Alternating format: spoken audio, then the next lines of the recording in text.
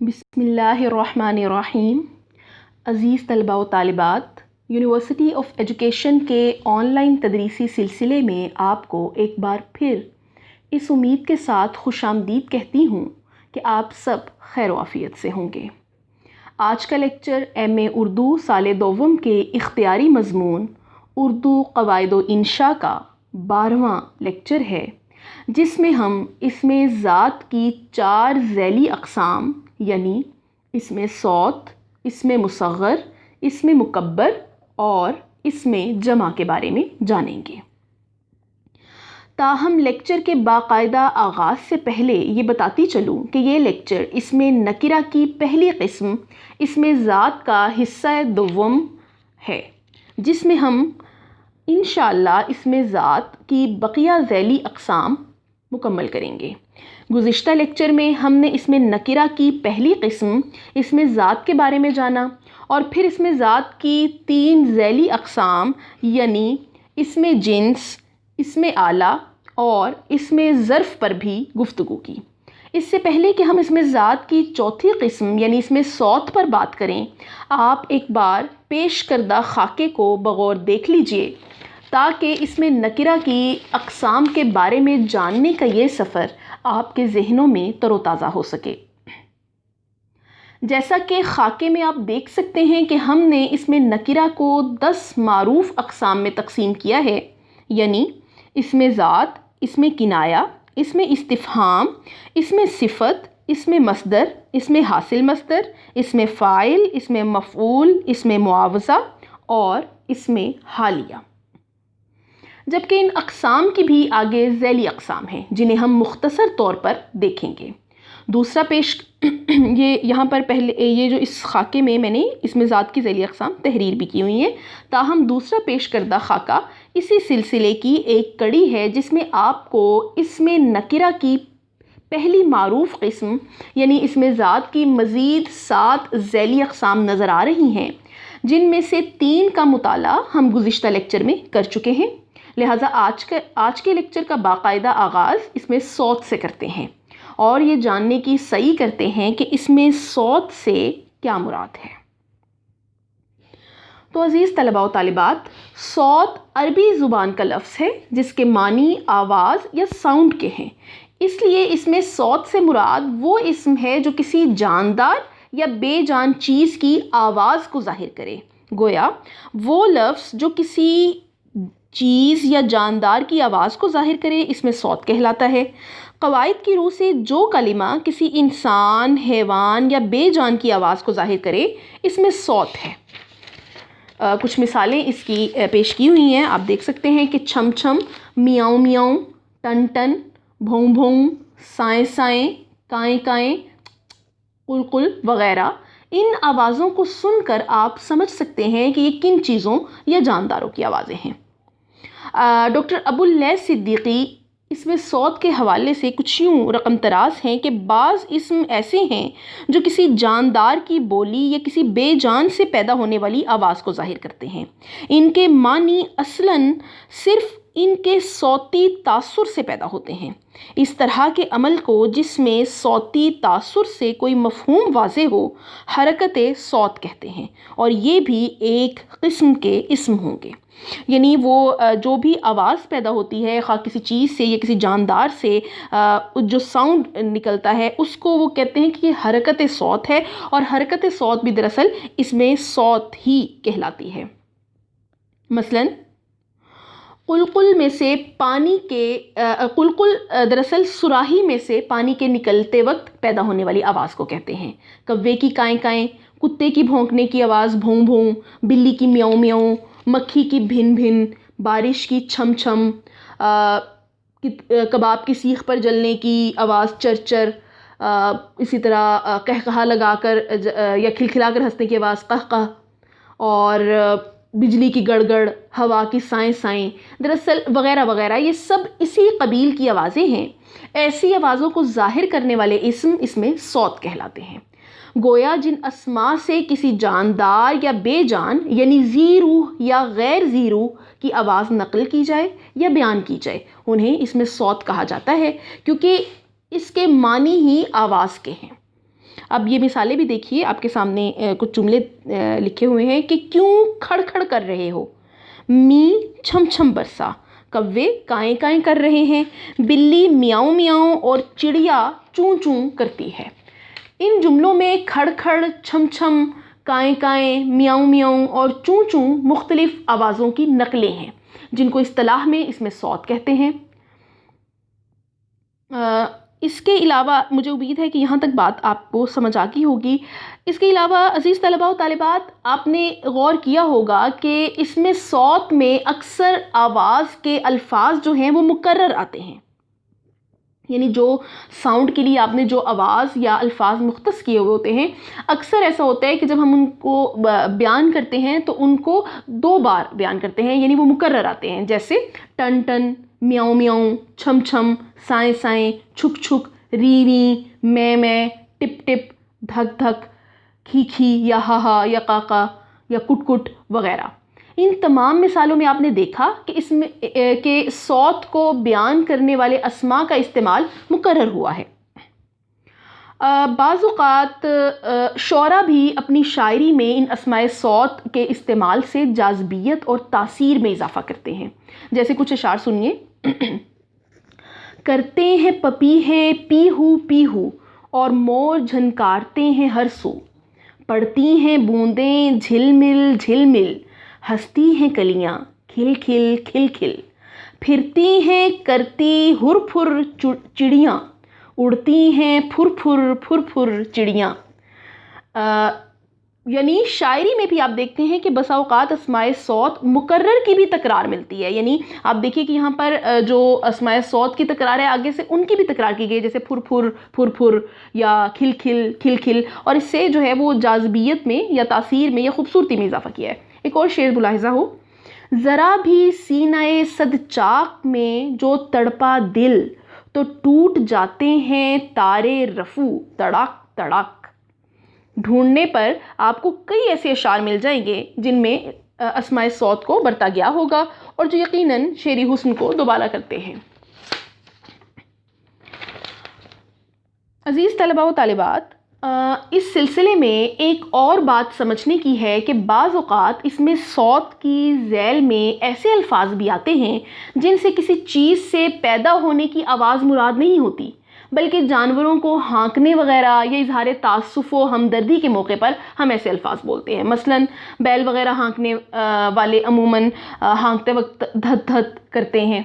इसी तरह जब हम किसी चीज़ पर अफसोस जाहिर करते हैं तो हम अक्सर इस तरह की आवाज़ या इस तरह का सौत निकालते हैं, जैसे इस तरह हम करते हैं। इनमें से बाज़ आवाज़ें बिल्कुल मुख्तलिफ और अजीब भी हैं कि उर्दू के आम सौती निज़ाम से मुख्तलिफ है। मसलन यही आखिर ज़िक्र आवाज़ यानी असलन सांस को अंदर ले जाने से अदा होती है। आप ज़रा ख़ुद एक बार करके देखिए, आपको पता चल जाएगा कि जब हम करते हैं तो उससे हमारी सांस जो है वो अंदर की तरफ जाती है, जबकि उर्दू की बाकी अस्वात सांस को खारिज करने के ज़रिए से अदा होती हैं।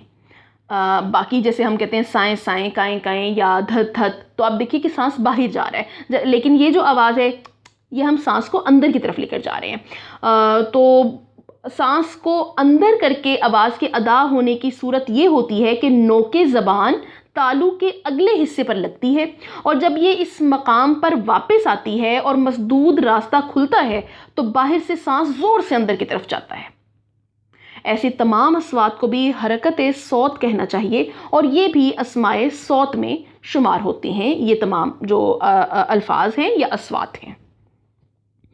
जी, इसके बाद हम थोड़ा मज़ीद आगे चलते हैं और यहाँ पर आपके सामने एक जदवल है जिसमें आप देख सकते हैं कि चंद मशहूर अस्माए सौत दिए गए हैं, यानी अस्मा भी लिखे गए हैं, और उसके बाद वो उन अस्मा के लिए जो जो अस्वात आप सुनते हैं वो यहाँ पर आपको नज़र आएंगे। जैसे इंजन के लिए छुक छुक, बूंदें टिप टिप, कबूतर गुटर गूँ या दिल धक धक, मुर्गी कुट कुट, मक्खी भिन भिन, हवा साएं साएं, छींक आछी, बकरी मैं, या बच्चे के रोने की आवाज़ जो है अमूमन री री करके हमें ये सुनाई देती है। तो ये कुछ मशहूर अस्माए सौत है। इसके अलावा भी आपको बहुत से अस्मा के बारे में ख़ुद भी पता होगा, आप जानते भी हैं, और मुख्तलिफ़ कुतुब में भी आपको मुख्तलिफ़ फ़हरिस्तें इस तरह की मिल जाएंगी।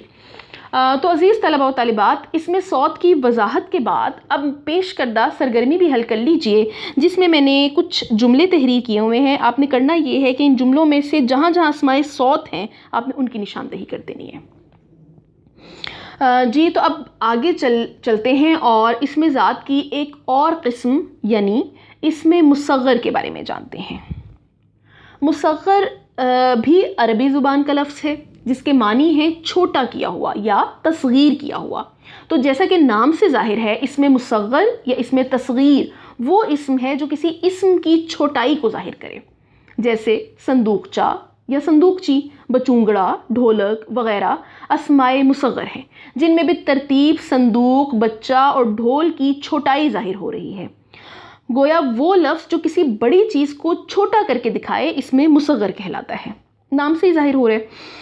तो क़वाइद की रूह से जिस इस्म के मानों में असली हालत की निस्बत छोटाई पाई जाए इसमें मुसग़्ग़र है, और तस्गीर के मानी ही छोटा करने के हैं, यानी इसमें अस्मा को छोटा करके पेश किया जाता है, जैसे लोटा से लुटिया, ढोल से ढोलक, पंख से पंखड़ी, मुख से मुखड़ा, देग से देगची या देगचा, तश्त से तश्तरी, डब्बा से डब्बी या डिबिया, बाग से बागीचा, रस्सा से रस्सी, बच्चा से बचूंगड़ा वगैरह वगैरह। ये सब अस्माए तस्गीर हैं क्योंकि इन तमाम अस्मा में असली हालत की निस्बत छोटाई पाई जा रही है और इनके मानों से छोटापन या छोटाई जाहिर हो रही है।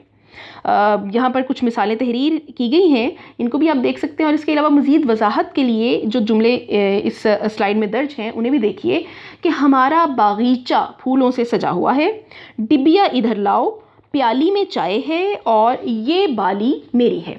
निशान ज़द अल्फाज जो हैं या जो अस्मा हैं ये सब चीज़ों के नाम हैं और इनमें छोटाई के मानी पाए जाते हैं। बाली, प्याली, डिबिया, बागीचा तो छोटाई के मानी है, लिहाजा ऐसे इस्म इसमें मुसग़्ग़र कहलाते हैं। मज़ीद जुमले देखिए, वो शिमला पहाड़ी तक गए हैं, ये बलूंगड़ा बहुत प्यारा है, बच्चे का खटोला लाओ। ख़त कशीदा अल्फाज बाज़ नामों को उनकी असली हालत की निस्बत छोटा करके दिखा रहे हैं, जैसे पहाड़ी का लफ्ज़ पहाड़ और बलूंगड़ा का लफ्ज़ बिल्ला या बिल्ली की छोटाई को ज़ाहिर करता है। लिहाजा इसके अलावा खटोला दरअसल खाट की तस्गीर है। लिहाजा क़वाइद की रूह से इन अस्मा में छोटाई के मानी पाए जाने के बाइस इन्हें इसमें मुसग़्ग़र कहा जाएगा। तो अज़ीज़ तलबा व तालिबात, इसमें मुसग़्ग़र जो है या अस्माए तस्गीर जो हैं इनके इस्तेमाल के कुछ मकासद भी हैं, यानी कुछ ख़ास मकामात हैं जहाँ पर ये अस्माए तस्गीर ज़्यादा इस्तेमाल होते हैं। यहाँ पर मैंने 3 ज़ैली सुर्खियाँ आपके सामने पेश की हैं। कुछ ज़्यादातर इन सूरतों में आपको नज़र आएगा कि हम अस्माए मुसग़्ग़र इस्तेमाल करते हैं, जैसे नंबर 1, कभी प्यार और मोहब्बत के इजहार के लिए इसमें तस्गीर का इस्तेमाल किया जाता है, या लफ्ज़ के मानों में बनिस्बत हालत असली के छोटापन या छोटाई दिखाई जाती है। मसलन प्यार या मोहब्बत के इजहार में हम भाई को भैया कह दें, बहन से बहना, बाजी से बजिया, आपा से अपिया या मुख से मुखड़ा वगैरह। तो आप देखिए कि इसमें हमने जो इनकी अस्मा की तस्गीर की है तो कहीं ना कहीं इसमें प्यार और मोहब्बत का जज्बा है। दूसरे नंबर पर अगर हम देखें तो कभी नफ़रत और हिकारत या तज़लील व तज़हीक के इजहार के लिए भी इसमें मुसग़्ग़र इस्तेमाल होते हैं, जैसे मर्द से मर्दवा, जोरू से जोरुआ, शैतान से शतुंगड़ा वगैरह। तो यहाँ पर कहीं ना कहीं जो एक तज़लील और तज़हीक का पहलू नुमाया है। तीसरी नंबर पर अगर हम देखें तो बाज़ औक़ात सिर्फ़ अल्फाज के हुजम की कमी ज़ाहिर करने के लिए भी मुख्तलिफ़ अल्फाज को छोटा करके या छोटाई के मानों में पेश करने के लिए भी हम अस्माए तस्गीर बरतते हैं, जैसे शीशा से शीशी, लोटा से लुटिया, कुर्ता से कुर्ती, रस्सा से रस्सी, पतीला से पतीली वगैरह वगैरह। तो अब हम देखते हैं कि यहाँ पर हम सिर्फ हुजम या वॉल्यूम कम करने के लिए या हुजम कम दिखाने के लिए हमने बाज़ों का तस्गीर की है मुख्तलिफ़ अस्मा की। इसके अलावा एक और चीज़ जो आपके यकीनन मुशाहिदे में आती होगी कि हमारे यहाँ उर्दू में बहुत से फ़ारसी के अस्माए तस्गीर में मुस्तामिल हैं, जैसे बाग से बागीचा, मश्क से मशकीज़ा, संदूक से संदूकचा या संदूकची वगैरह। तो ये फ़ारसी के अस्माए तस्गीर भी उर्दू में बाइन ही मुस्तामिल हैं या उनको ले लिया गया है। तो अज़ीज़ तलबा व तालिबात, अब अस्माए मुसग़्ग़र बनाने का कायदा क्या है? तो इस हवाले से ज़हन में रखिए कि उर्दू में तस्गीर के लिए कोई एक या ख़ास कायदा मुकर्रर नहीं है। यानी हम कोई ये नहीं कह सकते कि इस कायदे के मुताबिक हम अस्माए तस्गीर बनाते हैं। आम तौर पर कुछ तरीक़े हैं जिनमें से कोई एक इख्तियार करके अस्माए मुसग़्ग़र बना लिए जाते हैं। कुछ तरीक़े मैंने यहाँ पर स्लाइड में आपके सामने भी रखे हैं, तो उन्हीं की थोड़ी सी तफ़हीम कर लेते हैं। तो इसी तरह से हम देखते हैं कि उर्दू में अस्माए मुसग़्ग़र बनाए जाते हैं। जैसे जो पहला तरीक़ा है उसमें हम ये करते हैं कि इस्म के आखिर में याए मारूफ़ यानी छोटी ये का इजाफ़ा करने से भी इसमें तस्गीर बन जाता है। मसलन पहाड़ से पहाड़ी, दुम से दुमची, देग से देगची, पगड़ से पगड़ी, थाल से थाली वगैरह। दूसरे नंबर पर अगर हम देखें तो अगर इस्म के आखिर में अलिफ या हे हो यानी हाय हवज़ हो तो आखिरी हरफ को गिरा कर याए मारूफ का इजाफा करने से भी इसमें मुसग़्ग़र बन जाता है। मसलन रस्सा से रस्सी, टोकरा से टोकरी, प्याला से प्याली, चमड़ा से चमड़ी, बाला से बाली, कोठा से कोठड़ी या कोठी, डब्बा से डिबिया वगैरह। अब आप देखिए कि इन जो असल अस्मा थे उनके आखिर में अलिफ या हे था और उनको हमने हटा के जब याए मारूफ़ का इजाफ़ा किया तो वो जो है वो याए मारूफ़ का या डब्बी कह सकते हैं, डब्बा से डब्बी वगैरह। तो जब हमने याए मारूफ़ का इजाफ़ा किया तो हम देख लेते हैं कि वो अस्माए मुसग़्ग़र बन जाते हैं। तीसरे नंबर पर अगर हम देखें तो बाज़ अस्मा के आखिर में अलिफ का इजाफ़ा करके भी तस्गीर बनाते हैं, जैसे लोंडी से लोंडिया, बेटी से बिटिया, बांसुरी से बांसुरिया वगैरह। यहाँ पर आप देखिए कि अलिफ के इजाफे से भी मुसग़्ग़र किया गया है अल्फाज को। बाज़ औक़ात नंबर 4 पे आप देखिए कि बाज़ औक़ात इस्म के आखिर में या का भी यानी ये अलिफ का भी इजाफ़ा करते हैं और इस्म में भी वाक़े हरफ़े इल्लत में तग़य्युर वगैरह कर देते हैं, जैसे लोटा से लुटिया। अब इसमें आप देखिए कि हमने या का इजाफ़ा किया और जो अलिफ जो हरफ़े इल्लत है उसको भी हमने हटा दिया। चोटी से चुटिया, बाज़ औक़ात सिर्फ आखिरी हरफ़े इल्लत को गिरा कर या का इजाफ़ा कर देते हैं, जैसे पुड़ा से पुड़िया, पंखा से पंखिया वगैरह वगैरह। 5वें नंबर पर अगर आप देखें तो इन तमाम जो तरीक़ाकार हैं या कवायद हैं, इनके अलावा भी मुख्तलिफ़ अलामतों और लाहिक़ों के इस्तेमाल से भी अस्मा को छोटा किया जाता है। मसलन आप देखिए चेह का अगर लाहिक़ा देखें आप तो उसके इस्तेमाल से भी बहुत से हम अल्फाज अस्माए मुसग़्ग़र बना लेते हैं, जैसे दरीचा, संदूकचा। संदूक के साथ हमने चे लाहिक़ा लगाया तो संदूकचा, देग के साथ चे लाहिक़ा लगाया तो देगचा बन गया। इसी तरह बागीचा, बाग के साथ भी हमने ये चे है यानी ये वाला लाहिक़ा लगाया तो उससे बागीचा बन गया वगैरह वगैरह। तो इस तरह से आप देखेंगे कि और भी बहुत सी अलामतों और लाहिक़ों के इस्तेमाल से भी हम अस्माए मुसग़्ग़र बना लेते हैं। गोया इन कायदों के अलावा मुख्तलिफ़ अलामतों और लाहिक़ों वगैरह के इस्तेमाल से भी अस्माए मुसग़्ग़र बनाने का रिवाज मौजूद है।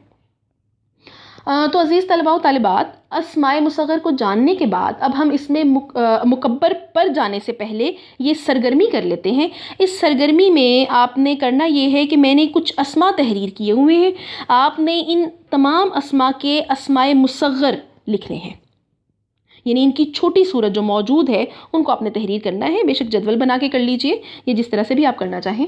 तो अब हम इसमें मुकब्बर की तफ़हीम की तरफ आते हैं, जो असल में मुसग़्ग़र की ज़िद है और ये भी इसमें ज़ात की किस्म है, यानी ये भी अरबी ज़बान का लफ्ज़ है और इसके मानी है बड़ा करना। उसके मानी छोटा करना के थे मुसग़्ग़र के और इसके मानी है बड़ा करना। तो यकीनन आप इनके मानी से भी और इनके नामों से भी आपको अंदाज़ा हो गया होगा कि इनका इस्तेमाल क्या है।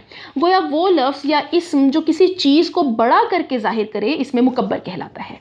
यानी बाज़ अस्मा में बड़े का तसव्वुर होता है, मसलन बात मामूली बात के लिए इस्तेमाल करते हैं, जबकि बतंगड़ बढ़ाई हुई बात को कहते हैं।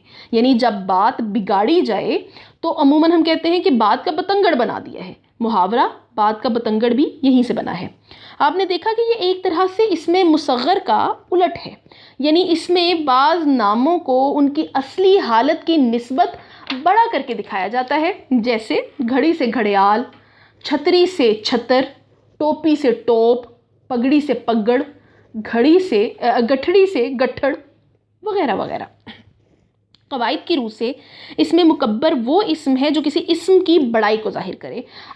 कुछ मिसालें भी नीचे आप मुलाहिज़ा कर सकते हैं। ये सारी अस्माए मुकब्बर की मिसालें हैं। डॉक्टर मौलवी अब्दुल हक साहब जो हैं वो भी कवायद उर्दू में इसमें मुकब्बर की ज़ैल में लिखते हैं कि तकबीर तस्गीर की ज़िद है, जिसके मानी है बड़ा करना या बढ़ाना। बाज़ इस्मों को अज़मत के लिए किसी कदर तगय्युर से बड़ा या भारी भरकम करके दिखाते हैं, जैसे पगड़ी से पगड़, गठड़ी से गट्ठड़, बात से बतंगड़। तो अज़ीज़ तलबा व तालिबात, जिस तरह हमने देखा कि अस्माए मुसग़्ग़र के भी इस्तेमाल के कुछ मकासिद होते हैं, इसी तरह अस्माए मुकब्बर में भी इस्तेमाल के कुछ मकासिद हैं। ये कुछ मकामात हैं जहाँ पर ये अस्मा ज़्यादा इस्तेमाल किए जाते हैं। जैसे नंबर 1 आप देखिए कि बाज़ औक़ात ताज़ीम या अज़मत के इजहार के लिए भी अस्माए मुकब्बर बढ़ते जाते हैं, जैसे राजा से महाराजा, सवार से शहसवार, बाज से शहबाज, मंत्री से महामंत्री वगैरह। तो आप देखिए कि अज़मत और ताज़ीम के इजहार का इजहार आपको यहाँ पर मिलेगा अस्माए मुकब्बर में, इन अस्माए मुकब्बर में। एक और अगर हम मकसद देखें या महल्ले इस्तेमाल इसका देखें तो बाज़ औक़ात हुजम में इजाफ़े के इजहार के लिए भी अस्माए मुकब्बर आते हैं।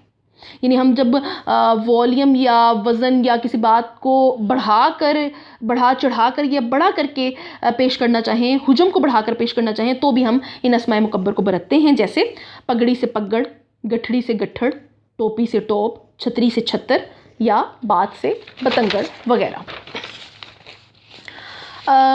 तो इसमें मुकब्बर, जैसे हमने इसमें मुसग़्ग़र के बनाने के कुछ कायदे पढ़े, गो हमने ये भी जिक्र किया कि इसका भी कोई मखसूस कायदा उर्दू में नहीं है, लेकिन कुछ तरीक़ाकार हैं जिनको अपना कर अस्माए मुसग़्ग़र बनाए जाते हैं। इसी तरह हम देखते हैं कि उर्दू में इसमें मुसग़्ग़र की तरह इसमें मुकब्बर के बनाने के लिए भी कोई एक मखसूस कायदा तो मुकर्रर नहीं है, ताहम कुछ निकात इस सिलसिले में याद रखे जा सकते हैं, जिनसे आसानी से आप अस्माए मुकब्बर बना सकते हैं।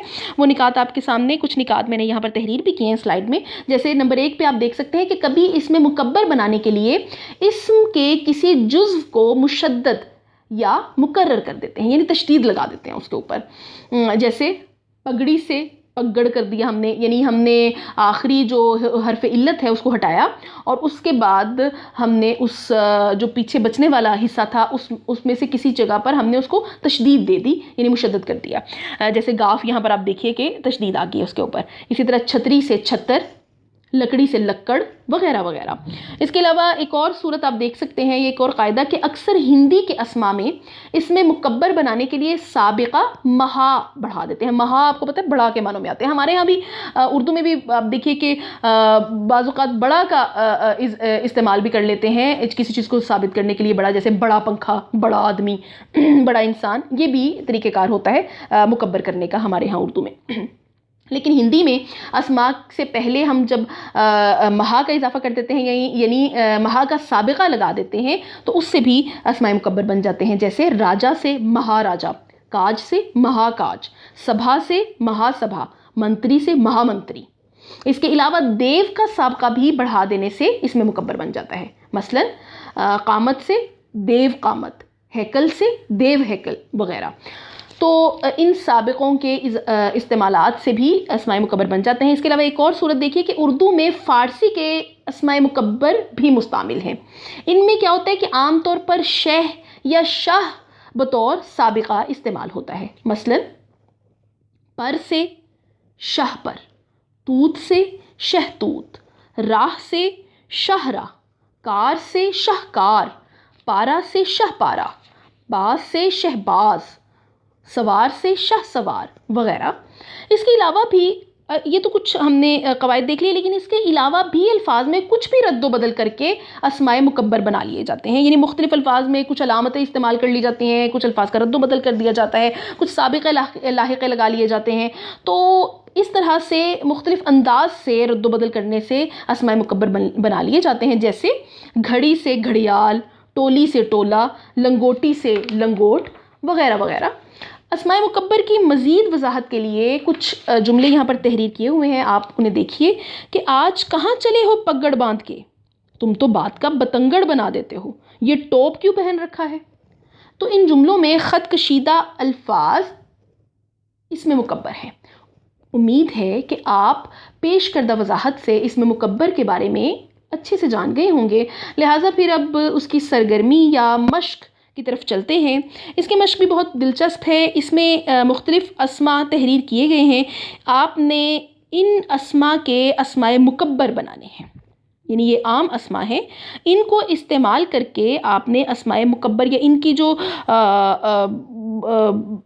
बड़ी सूरत है उसको पेश करना है आपने। तो अज़ीज़ तलबा व तालिबात, अब हम इसमें ज़ात की आखिरी किस्म यानी इसमें जमा की तफ़हीम की सही करते हैं। वो अल्फाज जो वाहिद के मफ़हूम में जमा को ज़ाहिर कर रहे हों इसमें जमा कहलाते हैं। मसलन फ़ौज, हुजूम, भीड़, काफ़िला, जमात, अंजुमन, झुंड वगैरह वगैरह।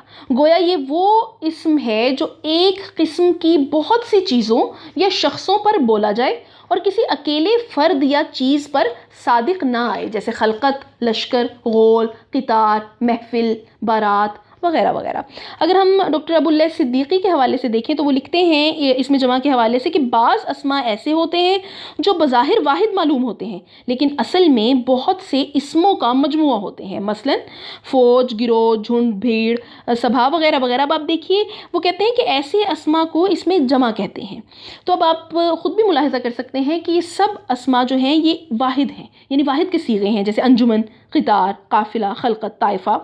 लेकिन इसका मतलब ये नहीं है कि किसी एक शख्स के लिए इस्तेमाल हुए हैं, बल्कि इसमें बहुत से अफराद शामिल हैं। तो गोया हम कह सकते हैं कि वाहिद के सीगे जमा के सीगों के लिए, जमा के लिए इस्तेमाल होते हैं, ज़्यादा लोगों के लिए, ज़्यादा चीज़ों के लिए इस्तेमाल किए जाते हैं। गोया इसमें जमा वो इस्म है जो एक ही जिन्स की बहुत सी चीज़ों के मजमूए को ज़ाहिर करे। मिसालें भी आगे दी गई हैं, वो भी आप देख लीजिए। ये इस्म बज़ाहिर वाहिद दिखाई देता है लेकिन इसमें मफ़हूम जमा को पोशीदा होता है, जैसे रेवड़, फ़ौज, जमात, अंजुमन वगैरह। अब आप देखिए कि बज़ाहिर तो आपको वाहिद अल्फाज नज़र आ रहे हैं, वाहिद अस्मा नज़र आ रहे हैं, लेकिन इनके अंदर मफ़हूम जो है वो जमा का पोशीदा है। फ़ौज से मुराद कोई एक शख्स नहीं है, बल्कि बहुत सी हमारे मुल्क में जो शख्सियात हैं, जो अफराद हैं, मखसूस तरह से जब वो उसमें शमूलियत इख्तियार करते हैं तो वो फ़ौज कहलाते हैं। अच्छा, इनके आगे से भी जमा होते हैं, जैसे मुख्तलिफ़ ममालिक की अफवाज। तो आप देखिए कि वो मुख्तलिफ़ ममालिक के लोग जो हैं जब उसमें शामिल होंगे तो वो अफवाज यानी उसकी भी जमा बन जाएगी, इसमें जमा की भी जमा हो जाती है। लेकिन आप ये याद रखिए कि ये वाहिद के लिए कभी भी इस्तेमाल नहीं होगा, बल्कि जमा के या ज़्यादा लोगों के मजमूए के लिए, एक ही जिन्स के जो ज़्यादा लोग होंगे, ज़्यादा चीज़ें होंगी, उनकी वजाहत के लिए या उनको बयान करने के लिए या उसके मफ़हूम में हम इसमें जमा को इस्तेमाल करेंगे। वजाहत के लिए मज़ीद कुछ जुमले हैं, उनको ज़रा आप देख लीजिए कि फ़ौज में नज़्म ज़ब्त का ख़ास ख्याल रखा जाता है। 10 बजे मजलिस बर्खास्त हुई और बाज़ार में बहुत भीड़ थी। इन जुमलों में ख़त कशीदा अल्फाज फ़ौज, मजलिस और भीड़ बज़ाहिर वाहिद मालूम होते हैं लेकिन असल में ये बहुत से इस्मों का मजमुआ है। मज़ीद मिसालें देखिए। हमारी जमात में 30 तालिब इल्म हैं। फ़ौज ने किले का मुहासरा कर लिया। ये दरख्तों का झुंड है।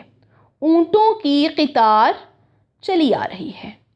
इन जुमलों में जमात, फ़ौज, झुंड और क़ितार ऐसे इस्म हैं कि लफ्ज़ के लिहाज से तो वाहिद हैं लेकिन मानों के लिहाज से जमा हैं, क्योंकि हर एक कई अफराद या अशिया पर मुश्तमिल है। ऐसे अल्फाज इस्तिलाह में इसमें जमा कहलाते हैं। इसमें गिरोह के मानी भी पाए जाते हैं। तो मुझे उम्मीद है कि आप इसमें जमा के को समझ गए होंगे, इसमें ज़ात की जो ये किस्म है, आखिरी किस्म। अब एक और अहम बात जिसको समझना आपके लिए ज़रूरी है कि इसमें जमा और जमा में क्या फ़र्क है।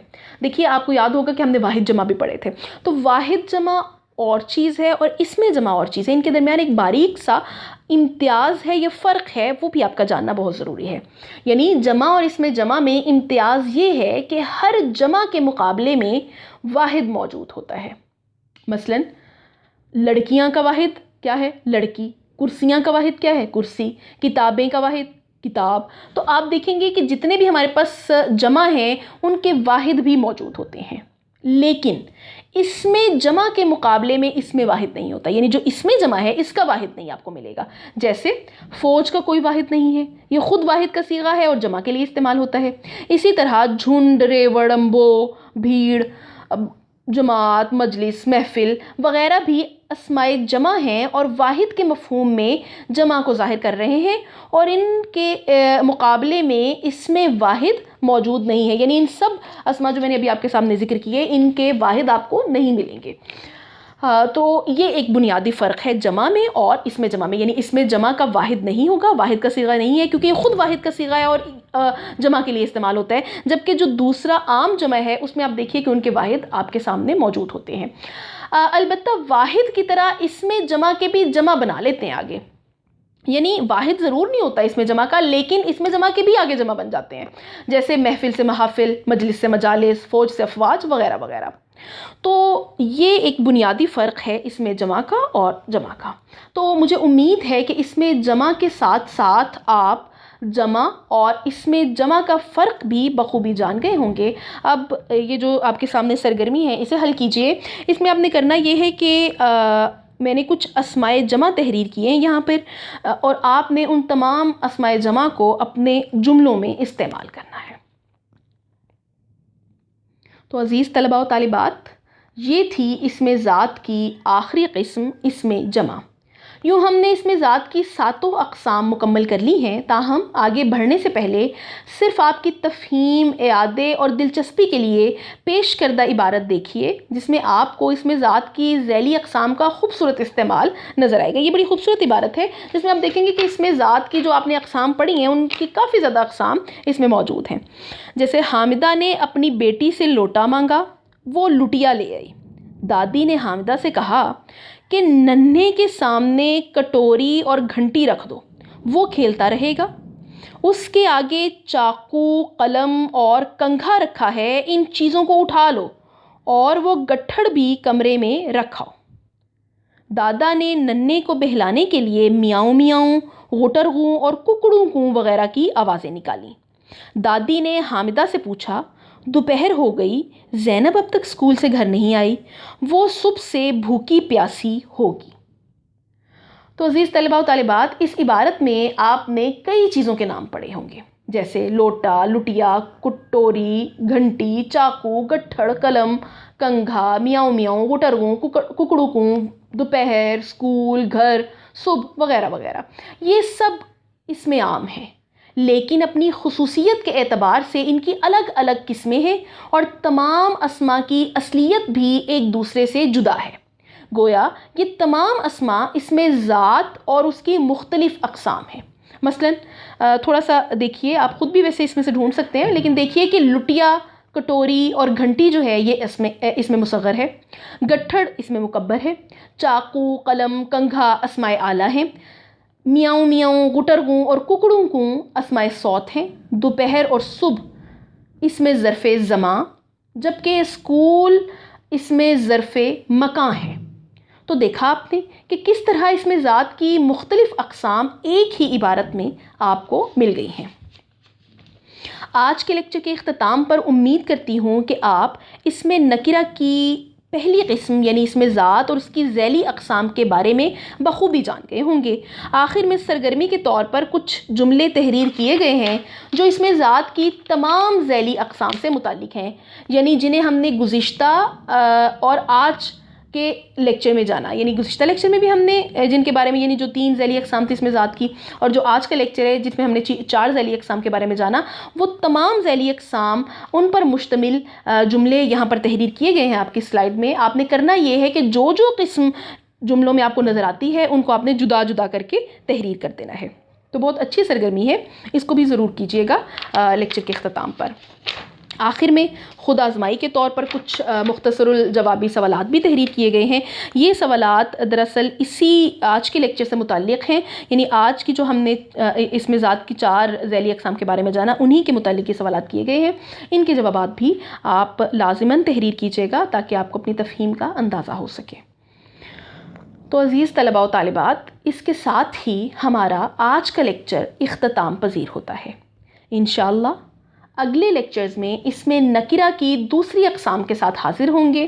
तब तक के लिए इजाज़त दीजिए। आपकी समाअतों का बेहद शुक्रिया।